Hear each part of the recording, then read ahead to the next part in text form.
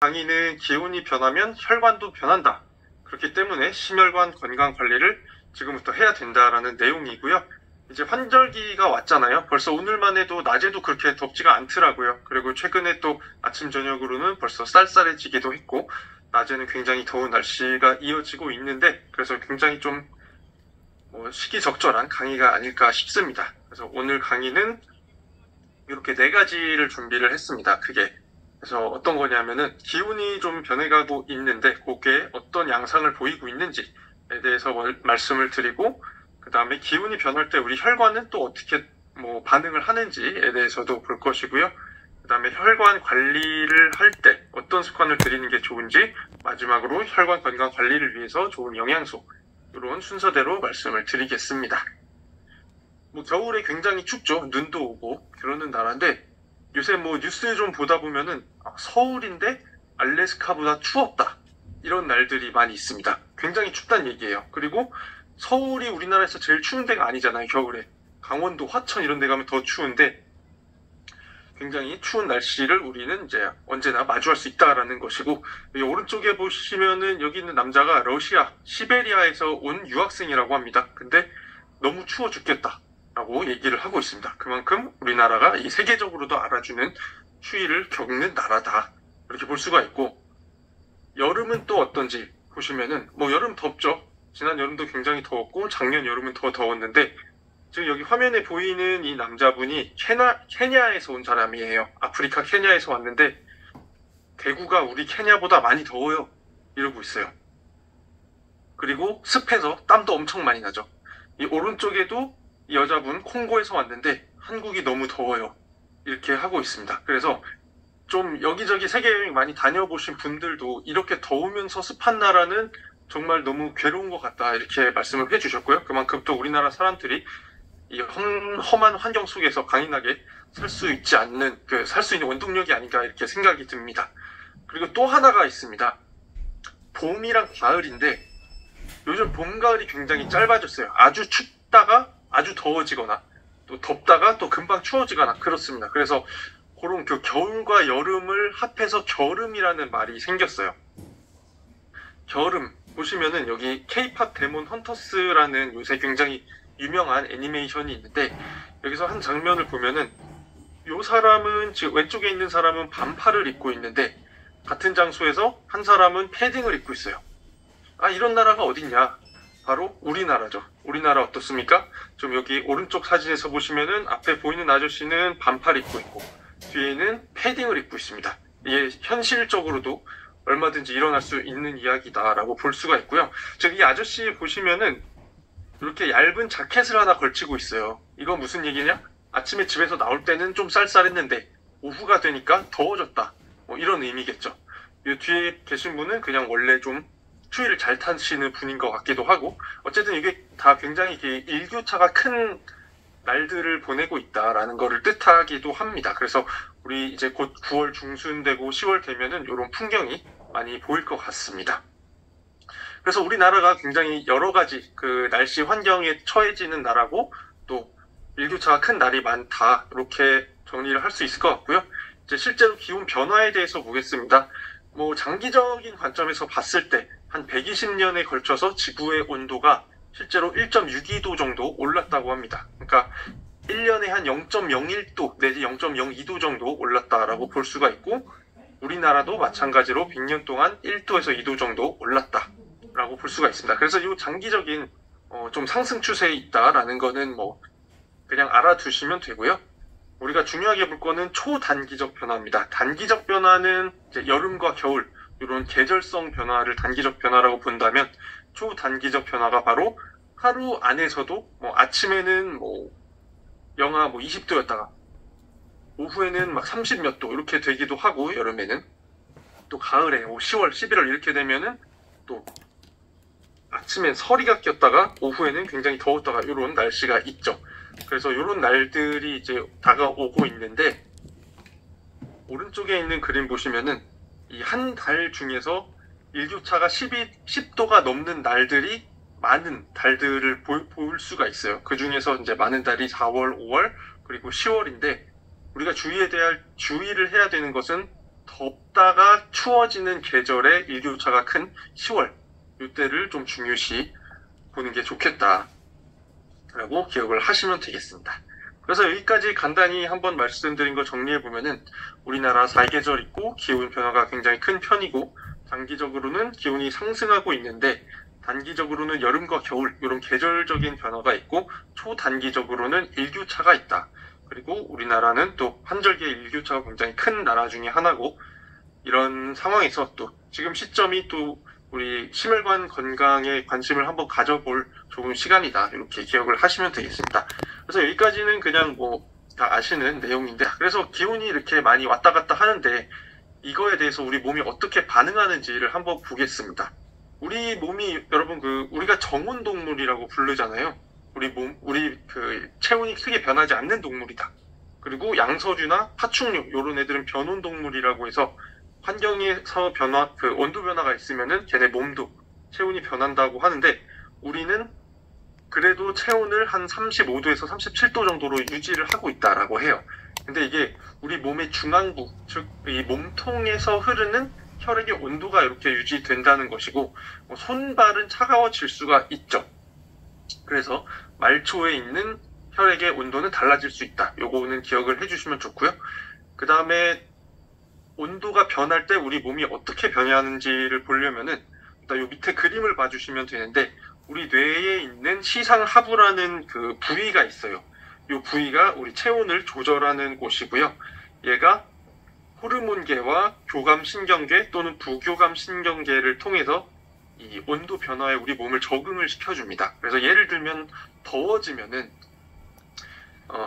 갑상선 호르몬 분비 감소, 그리고 인슐린, 그리고 무기질 코티코이드 이런 세 가지 호르몬의 변화를 줘서 간이랑 근육에서 발열을 좀 덜하게 만들고 또 땀이 나게 하고 신경계에서는 부교감 신경계의 활성화를 통해서 우리 혈관이 확장이 되게 돼요. 그래서 더운 여름날 놀이터나 아니면은 뭐 동물원 이런 데 가면은 꼬맹이들이 얼굴이 볼이 완전 뻘개진 채 이렇게 돌아다니는 걸 볼 수가 있어요. 그게 바로 이 피부 밑에 있는 혈관이 확장이 되었기 때문인데 요 피부 밑에 혈관이 확장이 되면 그 안에서 혈액이 흐르면서 좀 열을 식혀주게끔 하라는 의미가 됩니다. 반대로 추울 때는 간이랑 근육에서 이 호르몬계를 통해서 간과 근육에서 좀 근육이 막 떨게 만들어서 발열을 시키게끔 해주기도 하고 그리고 신경계를 통해서 혈관이 수축되게 합니다. 요건 아까랑 반대로 이 공기가 차가울 때 그 밑에 피부 안에 흐르는 혈액이 좀 이 열을 뺏기지 않게끔 하기 위해서 피부 쪽에서 혈액이 덜 흐르게 만들어주는 거예요. 그렇기 때문에 이제 추워지면은 혈관이 수축이 된다. 이렇게 아시면 되고요.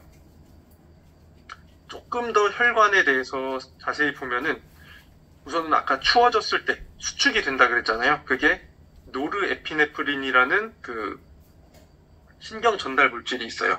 이게 이제 대표적인 거고, 뭐 뉴로펩타이드 Y 이런 것들이 있는데 얘네가 분비가 되면서 혈액이 수축이 되는 거고요.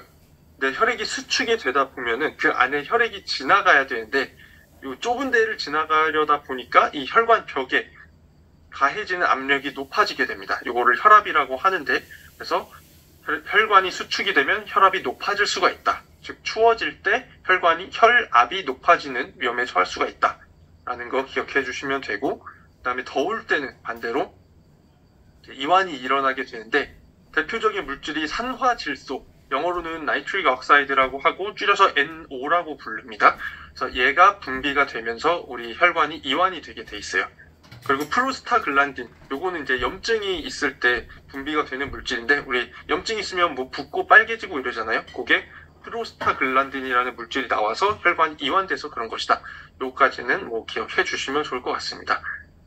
혈관이 넓어지면서 글로 흘러 들어가는 혈류량이 많아지기 때문에 또 때에 따라서는 심장의 부하가 커질 수도 있다. 이렇게까지 알려두시면 좋을 것 같습니다.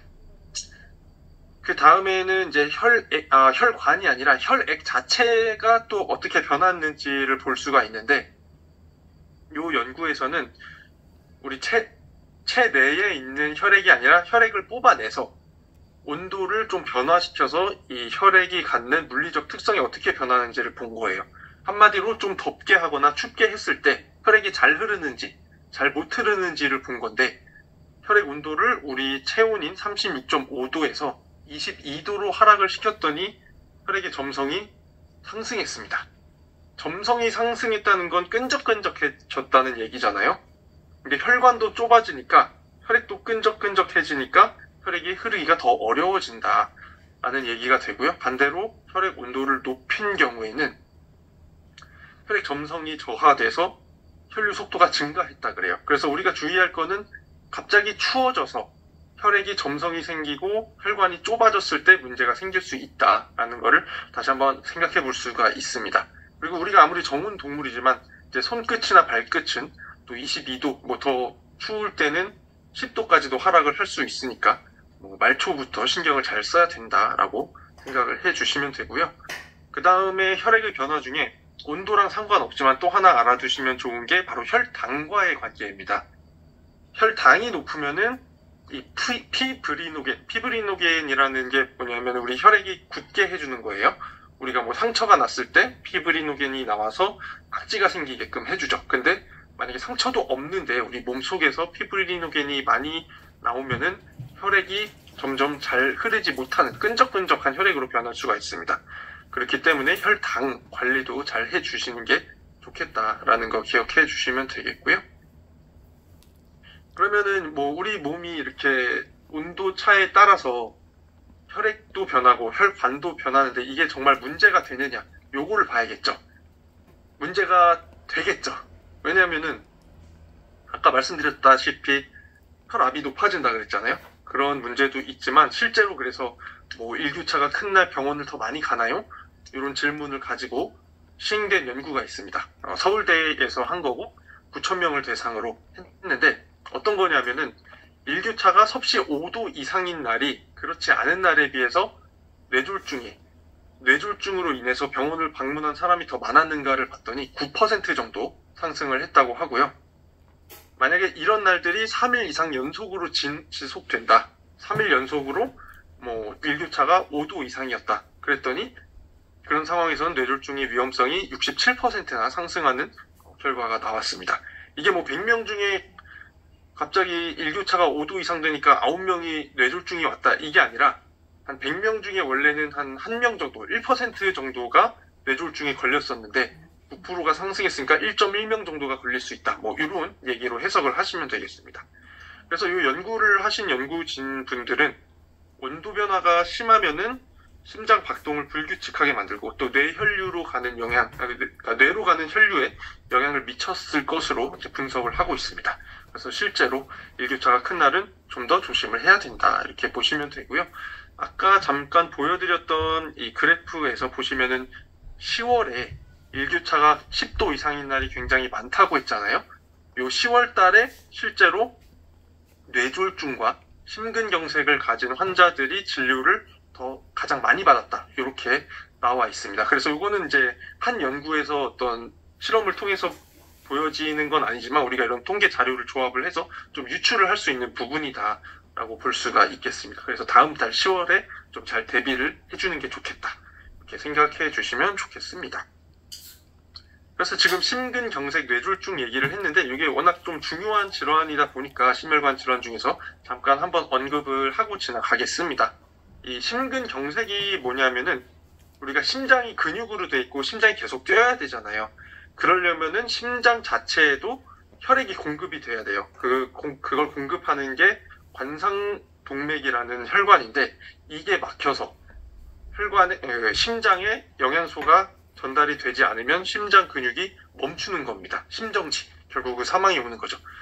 요거는 이제 딱 심근경색이 오면은 3시간 안에 치료를 해야 돼요. 그래서 골든타임이라는 용어가 여기서 생긴 겁니다.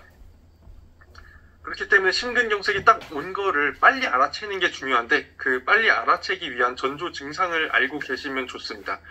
중요한 거는 이제 갑자기 가슴 통증이 있는 거, 그리고 덥지도 않은데 땀이 막 나고, 식은땀이 나고, 현기증이 나고, 호흡곤란 있고, 그리고 제일 특징적인 게 이 통증 확산인데 왼쪽 팔과 어깨 그리고 목이 통증이 커지는 거예요.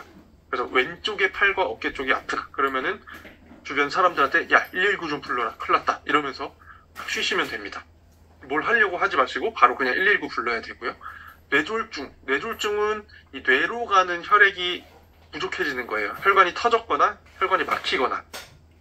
요것도 이제 뇌 손상에 이르는 질환이 될 수가 있는데 골든타임이 더 짧습니다. 2시간밖에 안 되고 뇌졸중을 빨리 알아차리려면은 이제 다음과 같은 증상에 대해서 알고 계셔야 되는데 제일 특이적인 거는 한쪽이 마비되는 거예요. 우리 몸이.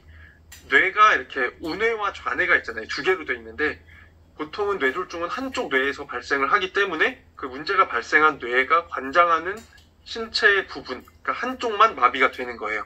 그래서 이런 경우에는 또 빨리 119를 부르실 필요가 있고요. 만약에 이제 언어장애가 있다, 갑자기 말이 잘 안 나온다, 이러면 확실히 뇌에 이상이 생긴 것이기 때문에 빠르게 119를 부르실 필요가 있습니다. 나머지는 뭐 다른 이유에서도 발생할 수 있기 때문에 이 앞에 두 가지를 잘 기억해 주시면 되겠습니다. 그래서 여기까지 해서 이제 혈관과 기운에 대해서 말씀을 드렸고요. 정리 한번 해보면은 기온 변화에 적응을 하기 위해서 우리 뇌에 있는 시상하부라는 부위가 신경계 그리고 호르몬계를 조절을 해서 근육과 혈관을 조절을 한다. 그렇게 함으로써 우리 몸이 적응을 할 수 있게 해준다 라고 말씀을 드렸고요. 그 다음에 기온이 낮아지는 경우에는 혈관이 수축이 되고 높아지는 경우에는 혈관을 이완을 시켜서 체온을 조절을 할 수가 있고 그렇기 때문에 혈관이 유연하게 반응하는 거, 그리고 산화질소라고 했죠. 아까 NO의 분비가 잘 되는 것이 중요하다라고 말씀드렸습니다. 그리고 추워질 때, 기온이 낮아질 때는 혈관이 수축돼서 혈압이 상승할 수가 있고 또 혈액이 끈적해지기 때문에 심장 부하가 또 커질 수 있다라고 했고요. 네, 마지막으로 통계 자료를 보면서 일교차가 높은 날이 많을 때 심혈관 질환이 잘 발생한다. 10월이 그 달이다 라고 말씀드렸습니다. 그래서 이제 조금 이 강의의 본론이죠. 어떻게 보면은 혈관 건강 관리를 위한 습관입니다. 우선은 쓰리고, 제가 항상 쓰리고라고 말하는데 그게 뭐냐면은 혈압, 혈당, 콜레스테롤이에요. 고혈압, 고혈당, 고콜레스테롤. 그래서 첫 번째로 혈압에 대한 말씀을 드릴 텐데 뭐 정의는 아까 잠깐 말씀을 드렸어요. 심장에서 혈액을 내보낼 때 혈관 벽에 미치는 압력이다. 그래서 우리가 주로 많이 좀 익숙하신 수치가 120에 80, 정상 혈압이 120에 80이고 140에 90을 넘으면 고혈압이다. 이렇게 진단을 하고 있습니다. 우리가 항상 이 혈압 얘기를 할 때 단위 얘기를 안 하는데 워낙 이제 많이 얘기를 하는 거니까 단위를 한 번만 짚고 넘어가자면 여기 mmHg라고 쓰거든요. mm은 우리가 잘 아는 그 밀리미터, 센티미터, 밀리미터 할 때 밀리미터고 Hg는 수은의 원소기호입니다. 그래서 수은 기둥을 1mm 올리는데 드는 힘이, 드는 압력이 1mmHg, 영어로는 밀리미터 오브 머큐리라고 하는데 일단 뭐 이건 그냥 단위에 대한 부가적인 설명이었고요. 그래서 혹시 궁금해 하시는 분들 계실까봐 말씀드렸습니다. 그리고 고혈압으로 넘어가면 이제 140에 90이 돼서 고혈압이 되면은 뭐 사실 몰라요. 자기가 고혈압 가지고 있는지 안 가지고 있는지. 그냥 혈압을 재기 전까지는 증상이 없기 때문에 모르는 분들이 많고 특히 젊은 분들 관심 없으시면은 정말 자기는 건강하다 이렇게 생각할 수가 있기 때문에 잘 그 건강 검진을 열심히 받아보실 필요가 있습니다. 그래서 평소엔 잘 모르겠으니까 항상 고혈압의 위험 요인을 피하는 게 중요한데 위험 요인이 요 오른쪽에 동그란 거에 나와 있습니다. 일단 회색으로 된 거, 나이, 그리고 가족력, 이거 유전자죠. 요거는 어쩔 수가 없습니다. 이건 우리가 노력을 한다고 되는 건 아니에요. 하지만 나머지 비만이 있죠. 체중 관리를 잘 해야 된다는 거, 그리고 짜게 먹는 습관, 그리고 또 버려야 되고 술, 담배 안 하는 게 좋고요. 운동 열심히 하시고 스트레스 덜 받는 거, 그리고 칼륨을 섭취를 부족하게 하면은 우리 몸에 있는 나트륨이 잘 안 빠져나가요. 그래서 칼륨을 풍부하게 섭취를 해주시는 게 좋다. 다만 신장에 문제가 있는 분들은 칼륨 수치를 잘 보셔야 된다라는 거. 그리고 당뇨, 이상 지질혈증에 걸리지 않게 해주시는 게 이제 좋습니다. 그 다음으로 넘어가면은 이제 혈당이 나옵니다. 혈당의 정의는 혈액 속에 있는 포도당이에요. 그래서 단 음식을 먹거나 아니면 탄수화물을 먹으면은 탄수화물이 분해가 돼서 우리 혈당을 올리게 되는데 이렇게 되면은 원래는 인슐린이 분비가 돼서 혈액에 있는 당이 세포로 들어가게끔 해서 세포가 이걸 에너지원으로 사용을 하게 됩니다. 그런데 뭐 인슐린 저항성이라든가 아니면 혈당이 갑자기 크게 오르내리는 경우가 발생하다 보면은 인슐린이 잘 말을 듣지 않는 인슐린 저항성이 생길 수가 있어요. 그래서 이런 거를 좀 주의를 해 주셔야 되고요. 요거 뭐 수치는 밑에 나와 있듯이 정상에서 공복 혈당 100 그리고 식후 2시간에는 140 미만으로 유지를 해 주시는 게 좋고 126이랑 200이 넘어가면은 이제 당뇨라고 진단을 받게 된다라고 보시면 됩니다. 그래서 이 당뇨를 피하기 위해서 또 위험 요인을 피하는 게 좋은데 당뇨병의 원인이라 그래서 이렇게 동그라미가 있죠. 여기서도 보시면 유전과 뭐 나이 드는 건 어쩔 수 없어요. 하지만 운동하는 거 그리고 생활 습관 요 사람이 지금 아이스크림과 도넛을 들고 있습니다. 요거를 가급적 적게 먹으라는 얘기겠죠. 그리고 약물은 뭐 먹어야 되면은 먹어야 되는 거니까 어쩔 수가 없고 그리고 다른 질환이나 고혈압 요게 바로 이상지질혈증 그리고 고혈압을 피해야 된다. 서로 유기적으로 연관이 돼 있죠. 스트레스, 과식, 비만 앞에서 나온 것들이죠. 다행히 새로운 건 없어요. 그냥 그거 유지를 하면 돼요. 똑같은 것을. 마지막으로 이상지질혈증입니다. 일단 콜레스테롤을 잘 관리하지 못하면 이상지질혈증이 걸릴 수 있다. 뭐 고지혈증이다라고도 표현을 하는데요. 콜레스테롤은 사실은 뭐 우리 몸에서 세포막 구성 그리고 호르몬의 재료가 되고 담즙의 재료로 작용하는 지질이기 때문에 이게 당연히 우리 몸에 반드시 있어야 되는 거예요. 단지 중요한 건 이제 양이 얼마나 많으냐가 중요한데 많았을 때 안 좋은 게 LDL 콜레스테롤 그리고 중성 지방이 있습니다. LDL 콜레스테롤 같은 경우에는 직접적으로 혈관벽에 쌓여서 만약에 산화가 되면은 동맥경화를 일으킬 수가 있고요. 반대로 HDL 콜레스테롤 같은 경우는 이 수치가 높게 나왔다는 거는 혈액에서 돌아다니는 콜레스테롤을 간으로 가지고 이동시켜서 혈액을 깨끗하게 해줄 수 있다. 그런 능력이 더 큰 사람이라는 얘기예요. 그리고 마지막으로 중성지방 같은 경우에는 이제 대부분을 구성을 하는데 이것도 많이 있으면은 심혈관 질환 위험을 상승시킨다. 이렇게 알려져 있습니다. 저 밑에 보시면은 이제 총 콜레스테롤, LDL 콜레스테롤, HDL 콜레스테롤, 중성지방 이 각각의 정상 수치가 나와 있는데 일단 총 콜레스테롤이 200 미만으로 유지를 하는 게 제일 좋겠죠. 근데 이상한 게 이 정상 수치에 나와 있는 이 숫자들을 더하면은 200이 넘어갑니다. 중성지방이 너무 높아요. 150이나 되는데 정상이라고 볼 수가 있는가? 이렇게 생각을 할 수가 있는데 이 중성지방은 나머지에 더할 때 5로 나눈 다음에 더합니다. 그래서 지금 여기서 150이면은 5로 나눠서 중성지방은 30만 더하면 돼요. 그러다 보면은 이제 100에 60에 30 더해서 200 미만이 되겠죠. 뭐 이런 식으로 계산을 하는 건데 혹시 다른 데서 딱 보시고 이게 웬일이지? 이렇게 계산을 잘못 해놓은 건가? 이렇게 생각을 하실까봐 말씀드렸습니다. 일단은 또 이상지질혈증을 잘 일으키는 요인들이 또 오른쪽 동그라미에 정리가 되어 있는데 앞에 거랑 비슷합니다. 유전은 어쩔 수 없고 뭐 나이 드는 건 어쩔 수 없지만 운동, 체중 관리, 음주 여기다가 흡연도 더해줘야겠죠? 그리고 지방 섭취 너무 많이 하는 거 그리고 당분 너무 많이 섭취하는 거 요렇게 되는 거를 피해 주시면은 이제 쓰리고 관리는 끝났다 이렇게 보시면 되고요. 그 외에도 이제 환절기 특이적으로 건강 유지 요령들이 많이 알려져 있는데 요거 간단히 보면은 잠 잘 자는 거 그리고 운동 열심히 하는 거 아까 말씀드린 것처럼 그리고 수분을 충분히 섭취하는 거 그리고 제철 음식 섭취라고 하는데 요거는 그냥 계절 과일, 채소 한마디로 비타민, 미네랄, 파이토케미컬을 잘 섭취해야 된다라는 내용으로 받아들이시면 되고 환절기 패션 요거는 뭐 가을이니까 코트를 입자 이런 얘기가 아니라 얇은 옷을 여러 겹 입어서 우리 체온 관리를 잘 할 수 있도록 도움을 받자 이런 얘기입니다. 그래서 하나씩 보면은 일단 수면 시간이 중요한데 웬만한 사람들은 8시간 전후로 자는 게 건강에 가장 좋다라고 알려져 있어요. 그래서 이 오른쪽에 있는 그래프를 보시면은 이 세로축은 심혈관 질환에 걸릴 위험성이고 가로축은 이제 자는 시간입니다. 이게 제일 낮은 지점이 바로 8시간이고 그 전후로 이 위험성이 높아지는 걸로 나와 있어요. 그렇기 때문에 8시간, 뭐 7시간에서 9시간 사이로 자는 게 제일 좋고요. 뭐 더 좋은 거는 자기가 몇 시간을 잤을 때 컨디션이 좋은지를 잘 파악을 해주는 거죠.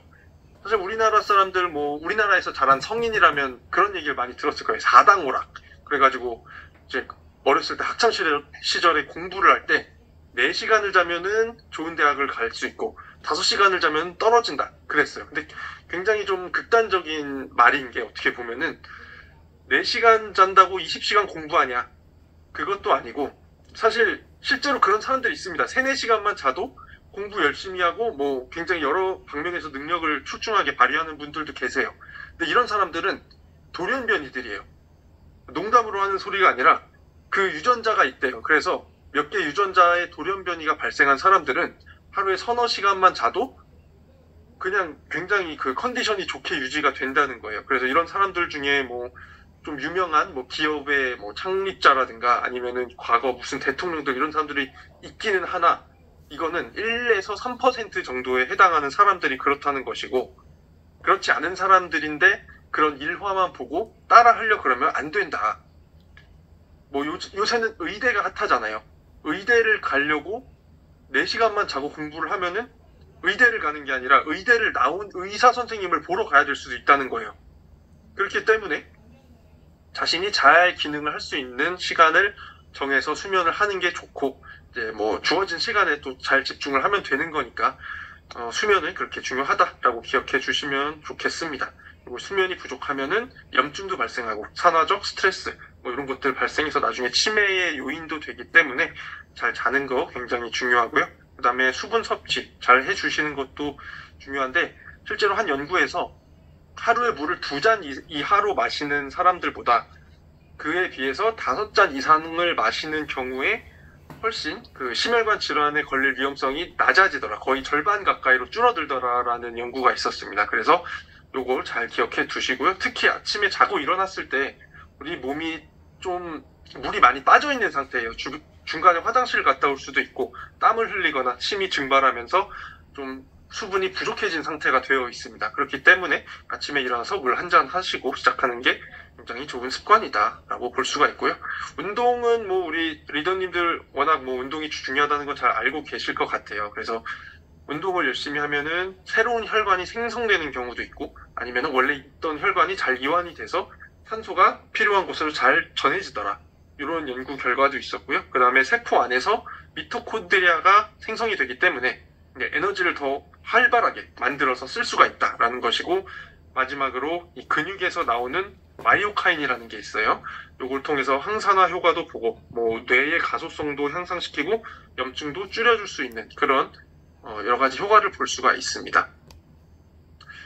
미리 준비된 질문 중에 하나가 혈관이 새로 생기는 이유가 뭔가요? 라는 질문을 주신 분이 있었어요. 근데 이게 운동을 해서 이렇게 바람직한 현상으로서 혈관이 생성될 수도 있고 아니면 암이 생겨서 혈관이 그쪽으로 영양소를 공급하게 해주는 이런 어떤 암세포의 하나의 생존 방식으로서 나타나는 경우도 있고 어떤 상처가 생겼을 때 거기가 회복되기 위해서 혈관이 새로 생성되는 경우도 있습니다. 그래서 그 중에서 운동을 통하는 혈관 생성은 좀 바람직한 경우다라고 이해를 해주시면 되겠습니다.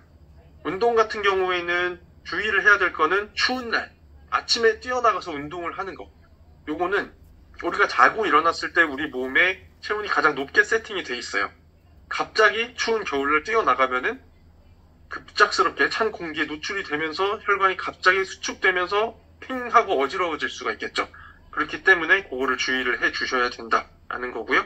그다음에 어떤 운동이 좋냐? 유산소, 무산소 같이 해 주시고 중간 강도 또는 높은 강도로 해 주시는 게 좋습니다. 그리고 중간 강도라는 게 뭐냐 하면은 내가 운동을 할 때 좀 굉장히 힘들게 말을 할 수 있을 정도, 말을 겨우 할 수 있을 정도의 운동이에요. 그리고 만약에 심박수를 잴 수 있다면 이 표에서 보시면은 내 연령대가 있고 이 연령대에서 목표로 하는 심박수가 있어요. 그래서 중간 강도로 운동을 하고 싶다. 근데 내가 40대다. 그러면은 한 90에서 120 정도 심박수를 유지할 수 있는 운동을 30분 정도 하시면 된다. 이렇게 이해를 하시면 되겠습니다. 유산소도 해야 되고 근력도 같이 하는 게 더 좋습니다. 하나만 하는 것보다. 그래서 여기까지 습관에 대해서 한번 정리를 하면은 쓰리고 관리해야 된다. 그래서 잠을 잘 자고 운동 열심히 하고 식이 금연 이렇게 해야 된다라고 말씀드렸고요. 그다음에 7에서 9시간 자는 게 보통 사람들은 제일 좋고 1%에 해당하는 사람만 3, 4시간을 자도 뭐 자기가 원하는 걸 이룰 수 있다. 이게 사실 뭐 잠 적게 자고 쓸데없는 짓 하는 사람도 워낙 많기 때문에 무조건 이렇게 적게 자는 거를 찬양하는 이런 문화는 이제 좀 멀리 하는 게 좋다고 봅니다. 그리고 운동 열심히 해야 되는데 심박수로 강도를 정할 수가 있고요. 그다음에 수분은 한 적어도 5잔 이상은 마시는 게 좋고 환절기 복장으로서 얇은 옷을 여러 겹 입는 게 좋고요. 그다음에 영양소 섭취도 잘 해야 된다. 그렇다면 이제 영양소에 대해서 얘기를 해보겠습니다. 오메가3가 이제 대표적인 심혈관 질환에 좋은 심혈관 질환을 예방하는 데 좋은 오메가 영양소라고 알려져 있는데 실제로 여러 연구를 통해서 심근경색이나 관상동맥 질환이 발생하는 것을 저하시키고 또 이로 인한 사망률도 저하시킨다라고 알려져 있고요. 기전을 보시면은 뭐 중성지방을 낮춰주고 또 염증도 감소시켜주고 혈관은 이완되게끔 해줌으로써 좀 심혈관계 보호를 해주는 영양소이다라고 알려져 있습니다. 요거 자체가 지방산이기 때문에 식사를 할 때, 기름진 식사를 특히 하실 때 또는 식사 직후에 드시는 게 흡수율을 올려줄 수 있는 방법이고요. 뭐 기름진 식사 하루 중에 보통 저녁인 경우가 많겠죠. 자꾸 왔다 갔다 하네. 네. 그 다음에 대표적인 게 또 코큐텐이 있습니다. 코큐텐은 사실 우리 몸의 모든 세포에 존재하고 또 미토콘드리아에서 에너지가 만들어지게 해주는 영양소인데 특히 심장에 많이 들어있어요. 그래서 우리 심혈관에 있어서 굉장히 중요한 영양소라는 걸 알 수가 있고요. 문제는 이게 우리 몸에서 저절로 만들어지는데 나이가 들수록 점점 적어집니다. 그렇기 때문에 적어도 40대부터는 코큐텐 영양소를 좀 보충제 형식으로 드시는 것들을 많이 추천을 합니다. 실제로 코큐텐을 드셨을 때 총 콜레스테롤 수치가 좀 개선이 되는 결과가 나타났고요. 그다음에 심부전 환자 같은 경우에도 사망률이 감소하고 또 운동 능력은 향상됐더라. 그리고 혈관이 잘 이완되게 해줬더라라는 것이 좀 밝혀졌습니다. 이 오른쪽에 보시면 동물 실험에서 코큐텐을 줬더니 그 산화질소에 의한 혈관 이완이 더 잘 됐다. 이런 거를 보여주는 연구 결과고요. 이것도 지용성 영양소이기 때문에 기름진 식사를 하시고 나서 또는 뭐 식사 중에 같이 드시는 게 좀 더 효율성을 향상시키는 방법입니다. 오메가3랑 뭐 비슷하게 드시면 되겠죠? 그 다음에 이제 혈당에 대한 영양소입니다. 바나나 잎이 아니라 바나바 잎입니다. 바나바 잎 추출물, 성분명은 코로솔릭 애시드라고 하는 건데요. 얘가 해주는 게 뭐냐면은 우리가 어떤 뭐 당을 높이는 음식을 먹었을 때 그 당이 일단은 혈액으로 흡수가 되는 거를 막아주고, 그러니까 우리 몸에 들어오는 거를 막아주는 게 하나가 있고, 또 하나는 간이 새로 신생 혈당을 만드는 과정을 또 막아주는 게 있어요. 몸이 만드는 거 막아주고, 또 몸에 들어오는 거 막아주고, 또 이미 혈액에 있는 것들이 세포로 들어가게 해주는 역할을 합니다. 그래서 이 세 가지 기전이 있기 때문에 실제로 여러 이 임상 연구들을 통해서 당뇨가 있는 사람들도 혈당이 감소됐고, 당뇨가 걸리기 직전인 사람들한테도 혈당이 감소했고, 그것뿐만 아니라 인슐린 저항성도 낮고 간 수치나 중성 지방 수치도 이렇게 좀 더 좋아졌다, 개선이 됐다, 이렇게 알려져 있고요. 이 바나바잎 추출물 제품도 여러 가지가 시중에 나와 있는데 하나의 기준으로서 볼 수 있는 게 크롬이라는 미네랄이 얼만큼 들어있나를 또 볼 수가 있어요. 크롬이 미네랄 중에서 이 당 관리 굉장히 중요한데요. 왜냐하면은 인슐린이 인슐린 수용체에 결합을 하는데 크롬이 도움을 줍니다. 그렇기 때문에 크롬을 충분히 드시는 게 좋은데 제품 중에 크롬이 상당히 많이 들어있는 게 아주 극소수로 있더라고요. 그래서 그런 것들 잘 챙겨 보시면 좋을 것 같고, 바나바잎 추출물을 드실 때는 이 당이 많이 오를 수 있는 탄수화물을 많이 드시는 끼니를 드시기 전에 드시면 가장 효과가 좋습니다. 이것도 저녁이나 뭐 점심이 될 확률이 있겠죠. 그 다음에 단백질입니다. 단백질은 아까 이제 운동이 굉장히 중요하다고 했고 근육에서 마이오카인이 나온다고 했는데, 그렇다면 근육을 많이 가지고 있음으로써 마이오카인의 효과를 더 보려면 또 단백질을 같이 섭취를 하시는 게 도움이 되고요.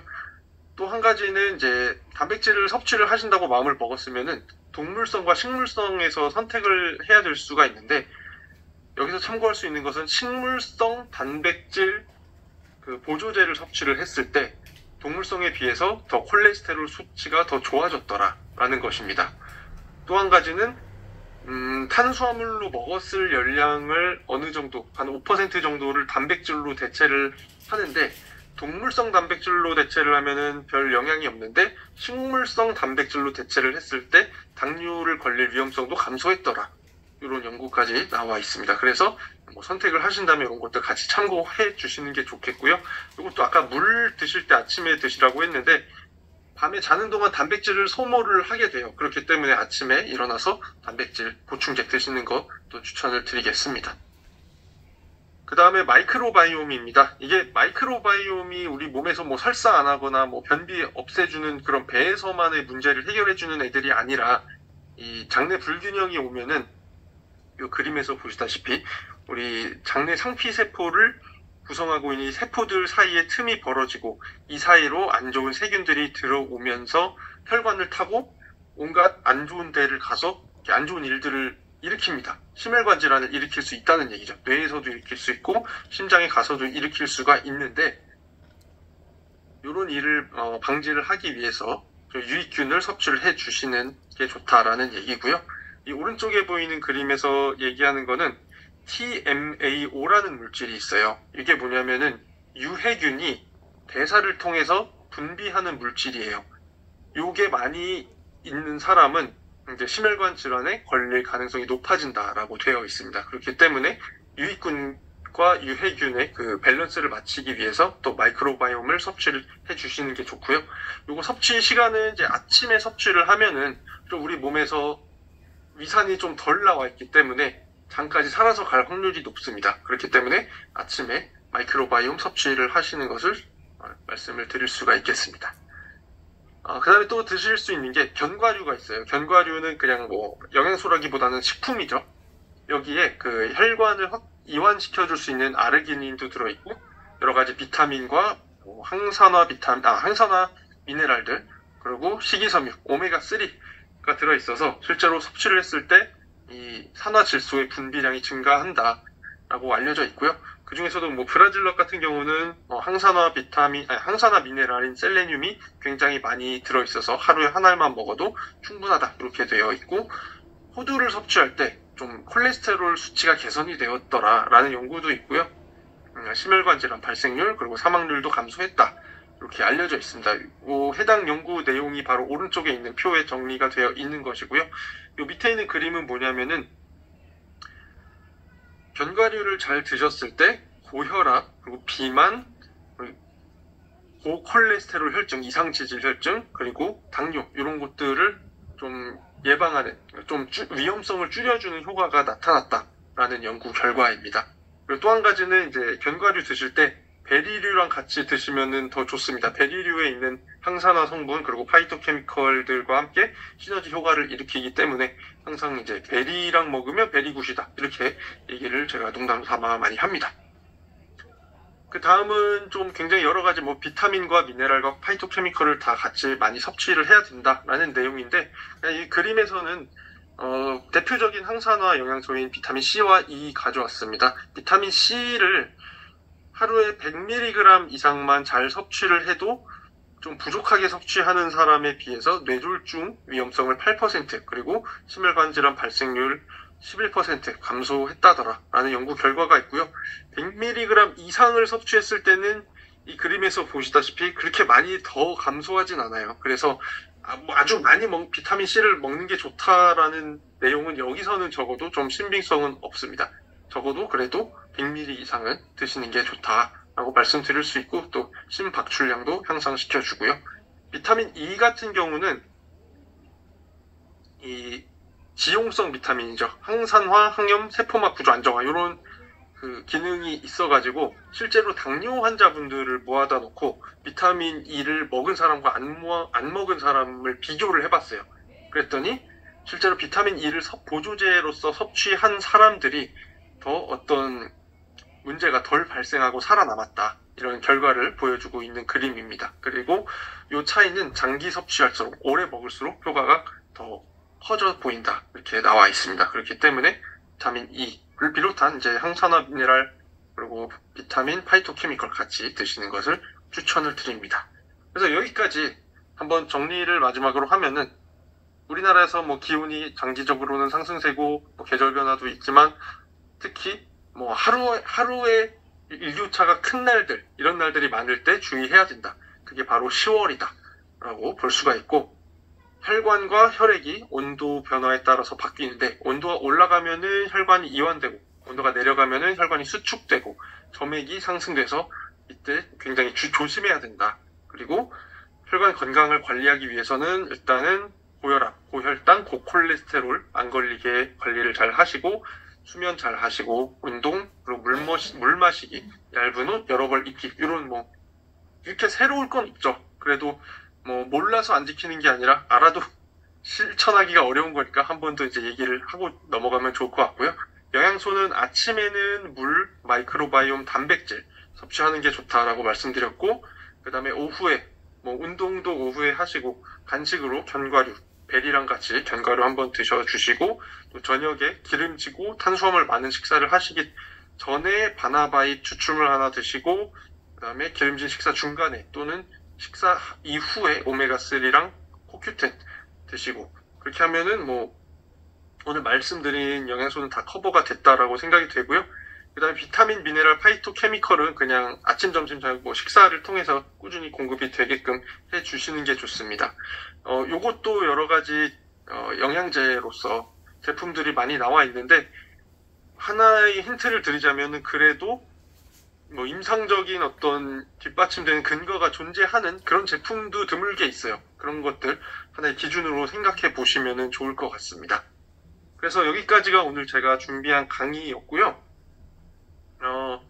질문지를 조금 미리 준비를 해봤습니다. 그래서 이거에 대해서 좀 제가 여러 가지 많은 질문을 받았지만 너무 대답하기가 복잡하거나 그런 것들은 어쩔 수 없이 좀 제외를 시켰고, 또 너무 좀 퍼스널한 것, 너무 이 개인의 하나의 케이스에 대한 질문들은 또 대답을 하기가 어려워서 좀 빼놨고요. 그래서 웬만한 거 다 대답을 해드리려고 했는데 이렇게 좀 추려봤습니다. 그래서 기온이 변하면 혈압도 변할 수 있다고 말씀을 드렸었죠. 그리고 겨울 아침에 일찍 운동을 하지 말라고 하는 이유가 뭘까요? 이것도 아까 잠깐 말씀드렸습니다.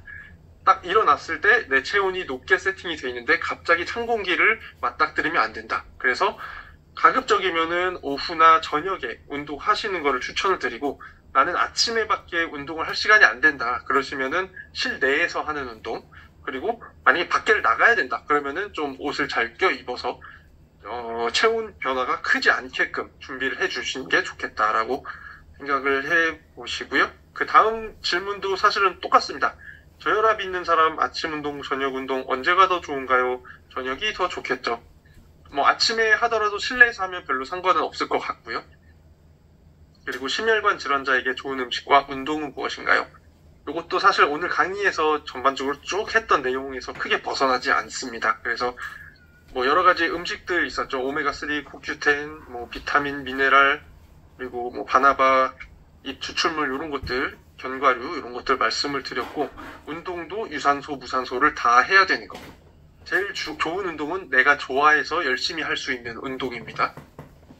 뭐 갑자기 막 골프를 치라 그런다거나 어떤 이상한 특정 종목을 얘기하는 거는 바람직하지 않습니다. 결국은 심박수를 유지하는 게 중요한 것이고요. 또 자기가 좋아해야지 또 열심히 하니까 그렇게 생각을 해주시면 되고요. 그 다음에 같은 심혈관 약을 오래 복용하면 심혈관에 문제가 없을까요? 예, 요게 이제 약에 대한 얘기를 잠깐 또 해드리자면, 일단은 웬만하면은 이 심혈관 약은 처방을 받아서 드시는 약이잖아요. 일단 의사 선생님들이 대부분은 좀 역사가 오래되고 좀 안전성에 대한 근거가 많이 쌓여있는 약들을 먼저 처방을 해서 먹기 시작을 합니다. 그리고 문제가 생기면은 금방 바꿀 수가 있고, 아닌 경우에는 이제 그 약을 쭉 복용을 하는 거예요, 일반적으로. 그렇기 때문에 뭐 오래 복용하는 것이 안 복용하는 것보단 심혈관에 더 낫기 때문에 그렇게 하는 것이고, 오래 복용하다 보면은 문제가 생길 수도 있겠죠. 그런 경우에는 또 의사 선생님에 가셔서 이런 문제가 좀 생기고 있습니다 하면은 조금 바꿔주실 수는 있어요. 심혈관 질환 의약품이 여러 가지 기전으로 개발이 되어 있기 때문에 이제 선택의 폭은 다양하니까, 일단은 처방을 해 두시고 지금 이걸 내가 먹으면서 문제가 없다 이러면은 그냥 계속 드시는 걸 저는 추천을 드리겠습니다. 그리고 고혈압약 한번 먹기 시작하면은 혈압이 떨어져도 계속 먹어야 되나요? 일단 한 번 먹기 시작하는 걸 두려워하는 분들이 계세요. 제 친구도 야, 혈압약 먹으면 평생 먹어야 되잖아, 이렇게 말을 하는데, 이건 혈압약을 먹었기 때문에 평생 먹어야 되는 게 아니라 혈압이 높기 때문에 평생 먹어야 되는 겁니다. 그런데 일단은 그 생각을 먼저 해주시는 게 좋고요. 혈압이 떨어져도 계속 먹어야 하나요? 그랬는데, 이게 혈압약을 먹었으니까 혈압이 떨어진 걸 거예요. 그래서 혈압약이 없이도 내가 막 생활 습관이 크게 개선이 됐다. 예전에는 뭐 이것저것 많이 먹고 뭐 운동도 안 하고 그랬는데 이제는 정말 습관을 잘 지킨다. 그런 상태에서 혈압이 많이 내려간 것 같다. 그러면은 이제 의사 선생님들이랑 얘기를 해서 처방량을 조금 줄여보는 방식으로 접근을 해보시는 게 좋습니다. 갑자기 나 이제 혈압 내려갔으니까 안 먹어도 될 것 같아, 이러면은 약을 끊었기 때문에 다시 도로 올라갈 수가 있어요. 그래서 이제 생활 습관이 충분히 개선이 되고 뭐 생활 습관만으로도 조절을 할 수 있을 것 같다. 요럴 때 이제 약을 먹는 거를 좀 어떻게 변화를 시켜줄 수 있다라고 말씀을 드리는 거고요. 그 다음에 오메가3 최대 용량은 어떻게 되나요? 그러셨는데, 일반적으로 3000mg 또는 4000mg을 얘기를 많이 합니다. 일단 3-4000mg은 이제 3-4g이죠.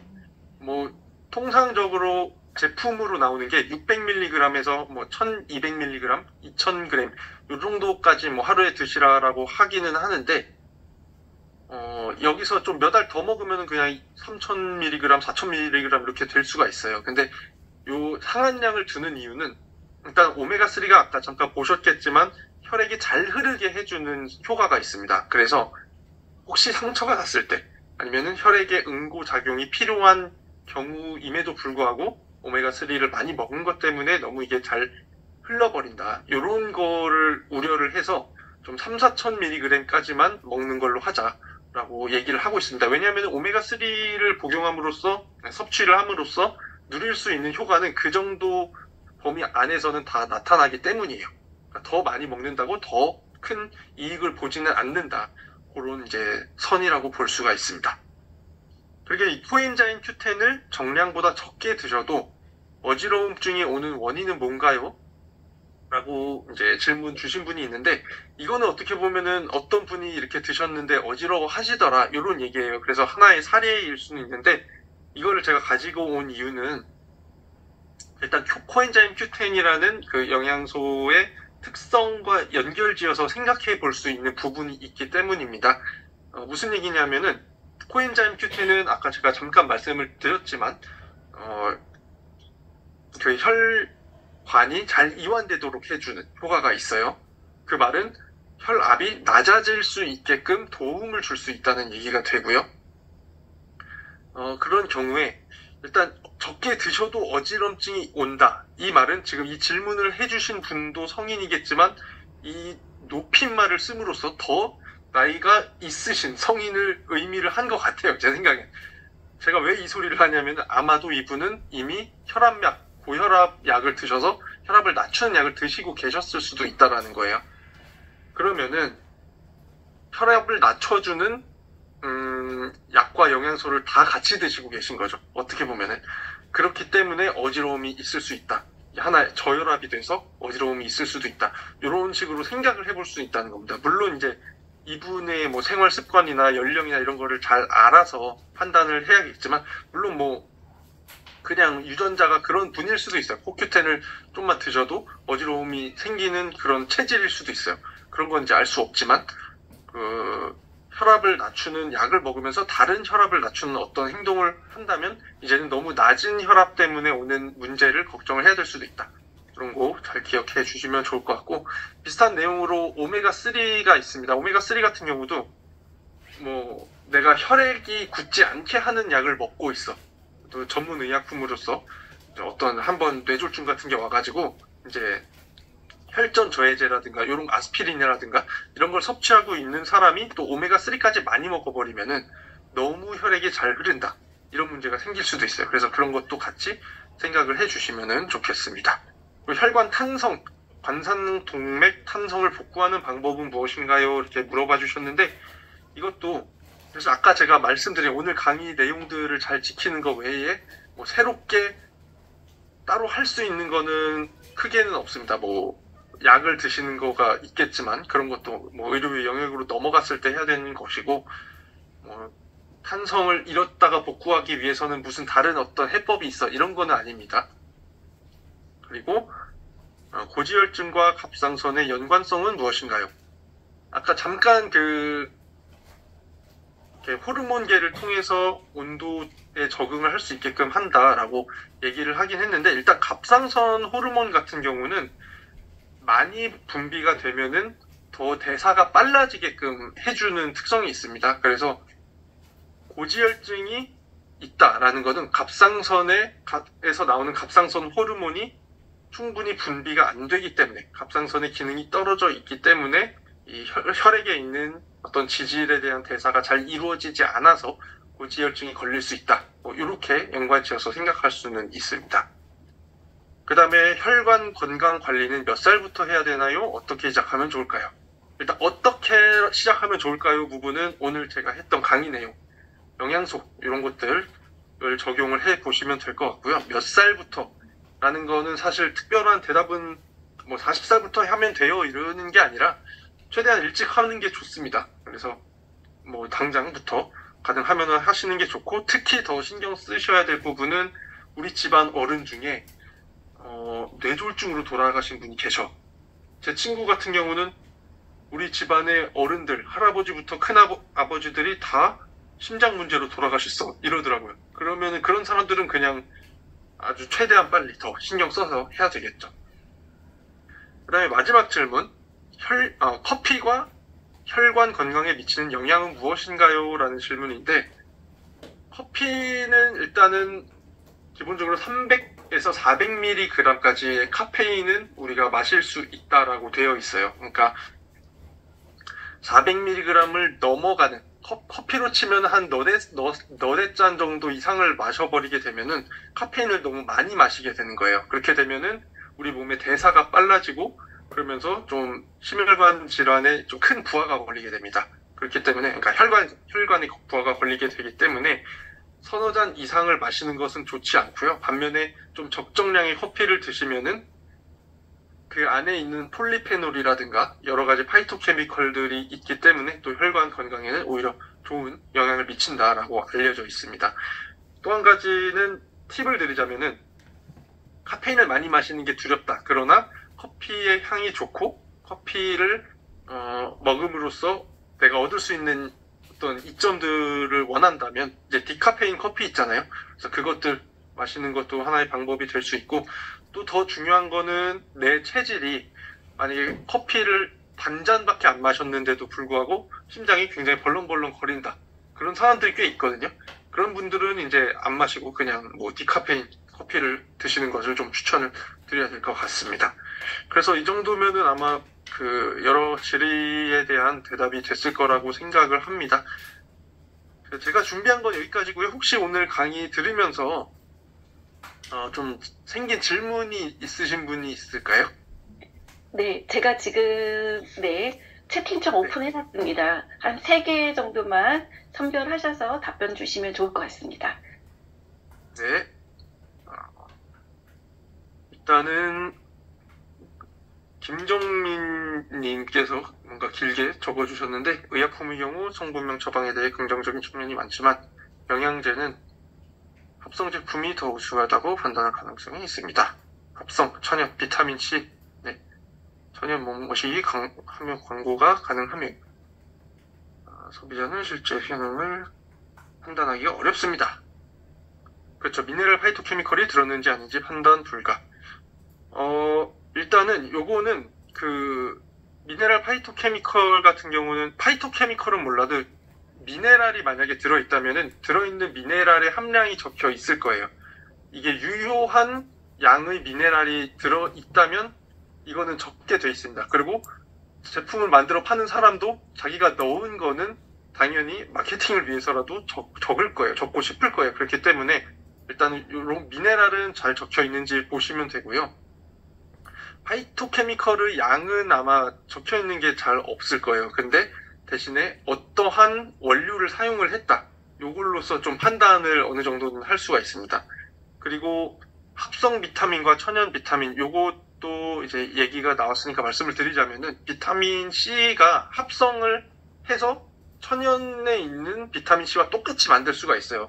분자가 완전히 똑같이 만드는 게 가능은 한데, 그럼에도 불구하고 천연 비타민이라고 하면서 어떤 원료를 통해서 추출해낸 비타민 C입니다라고 하는 게 더 효과가 있는 경우가 많은데, 그 이유가 뭐냐면은 여기는 그 원료가 가지고 있는 다른 파이토케미컬들이 같이 들어있기 때문이에요. 그래서 요 파이토케미컬이 같이 있는 것이 굉장히 중요하다라는 것까지 네, 기억을 해주시면 될 것 같습니다. 그리고 네, 커피에 계피가루를 넣어서 마셔도 좋습니다 라고 말씀해 주셨습니다. 감사합니다.